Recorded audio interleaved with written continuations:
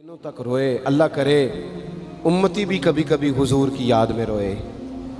ایک تو یہ ہماری محفلیں ہیں نا جن میں مجبور کر دیتا ہے خطیب، واعظ، نعت خواں، تو مجبوراً بھی سبحان اللہ کہنی پڑتی ہے۔ کاش کبھی گھر میں بیٹھے بیٹھے بھی دل کرے اور ہم کسی نعت خواں کے دروازے پہ اسپیشل جا کے دستک دیں اور اسے کہیں دل بڑا پریشان ہے، مدینے والے کی کوئی نعت تو سنا۔ کبھی ایسا بھی ہونا کہ گھر میں پیسے نہ ملنے پہ تو ٹینشن ہوتی ہے اور کوئی مقدمہ آ جائے تو پریشانی ہوتی ہے، لڑائی ہو جائے تو ہوتی ہے۔ کبھی یوں بھی تو ہونا رات کو ابا جی رو رہے ہوں بستر پہ اور بڑا رو رہے ہوں اور تڑپ کے رو رہے ہوں، بچے آ کے اماں سے پوچھیں کیا مسئلہ ہے ہمارے ابا کو، کوئی پریشانی ہے، کوئی ڈاکٹر کو بلائیں، کوئی دکھ ہے؟ اماں کہتی ہے جاؤ تمہارے والی بات نہیں۔ بچے اصرار کر کے کہتے ہیں نہیں اماں بتا تو صحیح مسئلہ کیا ہے؟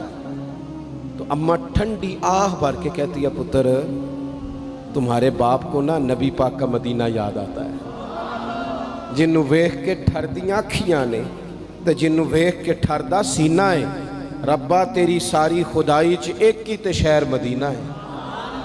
پیسے جتنے آگے جی انہیں بڑے نے انہاں سٹیو تہاڈی مہربانی، اسی کڈی سمجھدار قوم آ، پہلے آپ ہی کھلاری دینے پھر آپ ہی کٹھی کری دینے۔ کیسی بات ہے، غوث پاک کی محفل میں لوگ بندے گنتے تھے، توبہ کس کس نے کی، ہماری محفلوں میں لوگ نوٹ گنتے ہیں اور اسپیشل بندے رکھے ہوئے نوٹ گننے کے لیے۔ بس کریں یار، چھوڑ دیں، بڑا ہو گیا یہ کام ہماری۔ سنیں جی سنیں، اللہ خوش رکھے، اللہ آپ کو خوش رکھے۔ اور میرے بھائی اللہ جزات، سنیں ہمیں جو کچھ دین نے دے دیا ہے وہ ہماری اوقات سے پہلے ہی بڑا زیادہ ہے، تو یہ نوٹ چھوڑ تو یہ تو بات ہی پیچھے رہ گئی ہے۔ سانو تخت ہزارے دی لوڑ کی ہے، نالے کی لگے شہر بمول دے نال، اسی اپنی بال کے سیکنے ہیں، سانو کی لگے کسی اور دے نال۔ یہ چھوڑ دیں یہ کام، یہ کوئی اتنا مناسب نہیں لگتا۔ اللہ جزائے خیر دے۔ آپ توجہ کریں کیا عرض کر رہا ہوں۔ تو شدید حضور سید عالم صلی اللہ علیہ وسلم رو رہے ہیں آزمائش میں، امت کی آزمائش کو دیکھ کر حضور رو رہے ہیں کہ امت آزمائش میں۔ حضرت جبریل نے جا کے عرض کی یا رسول اللہ وہ جو خاص حساسیت ہے نا حضور کی طبیعت میں امت کے حق میں، اس کے لیے حضور رو رہے ہیں۔ تو رب کریم نے کیا پیغام دیا؟ کہا کہہ دو محبوب سے جا کے وَلَسَوْفَ يُعْطِيكَ رَبُّكَ فَتَرْضَىٰ، محبوب رب آپ کو اتنا دے گا کہ آپ اپنے رب سے راضی ہو جائیں گے، راضی کیا جائے گا امت کے حق میں۔ اور حضور فرمانے لگے جب تک ساری امت جنت میں نہیں جائے گی میں نے راضی نہیں ہونا۔ حضور کا یہ رشتہ حساسیت،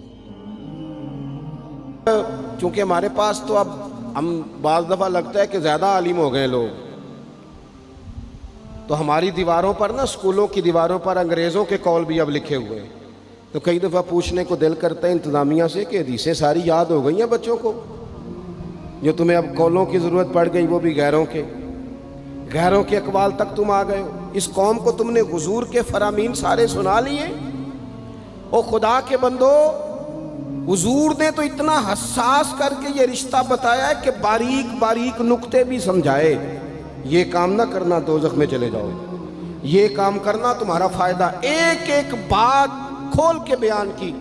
امت کے پاس ٹائم ہی نہیں ہے حدیثیں پڑھنے کا، وقت ہی نہیں ہے۔ ہمارا تو مزاج بن گیا نقطے سننے سنانے کا، نقطے۔ وہ ہمارا نقیب محفل اسٹیج پہ بھاگ کے ادھر جاتا ہے، پھر بھاگ کے ادھر آ جاتا ہے۔ وہ کیوں لگا کہتا میں جملہ دین لگا۔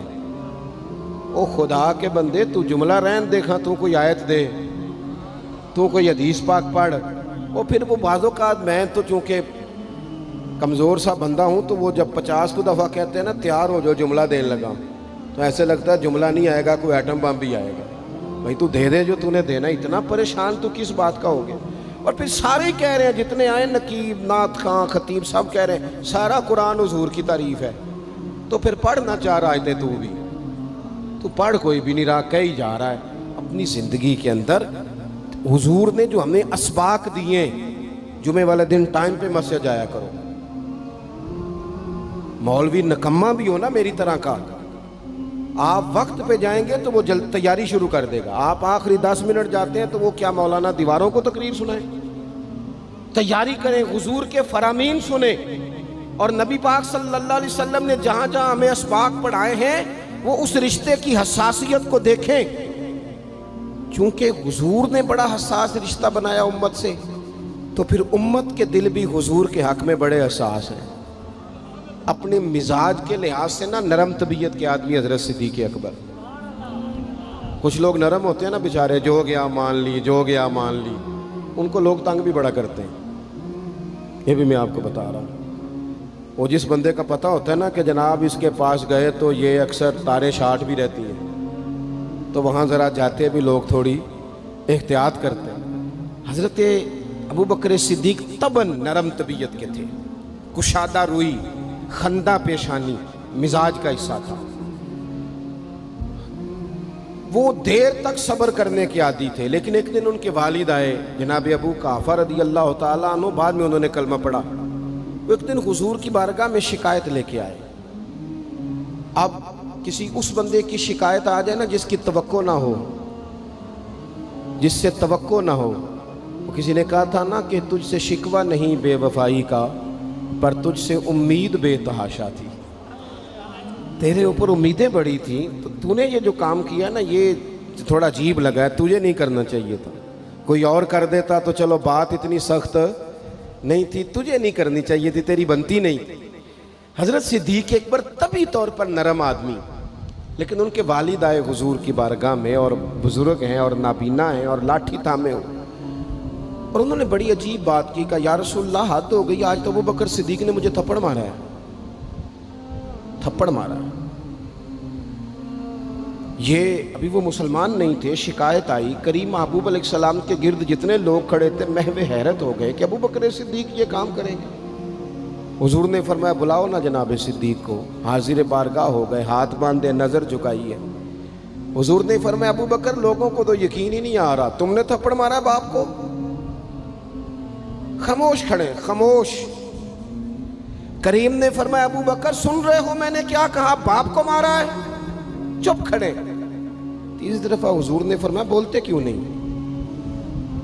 انہوں نے نا گردن اٹھائی، آنسو ٹپ ٹپ داڑھی پہ گر رہے، رو کے عرض کرنے لگے یا رسول اللہ باپ سے کہیں خنجر لے کے میرا گلا کاٹ دے، میں سی نہیں کروں گا، پر اس نے نا آج آپ کے بارے میں بات کی ہے، آپ کی شان اقدس کے بارے میں کچا جملہ بولا ہے، آپ کے بارے میں کمزور بات کی ہے۔ یا رسول اللہ میں سارا کچھ سہ سکتا ہوں، پر آپ کا اور میرا رشتہ، حضور آپ کی اور میری بات، تن تندور تے ہڈیاں بالن، اسی ہاواں نال تپایا، کپ کپ مکیاں پیڑے کیتے، اتوں عشق پلیتھن لایا، تن دا سالن تے من دی ہانڈی، لون صبر دا پایا، غلام فریدہ میں ساری تیری، تینوں وجہ یقین نہیں آیا؟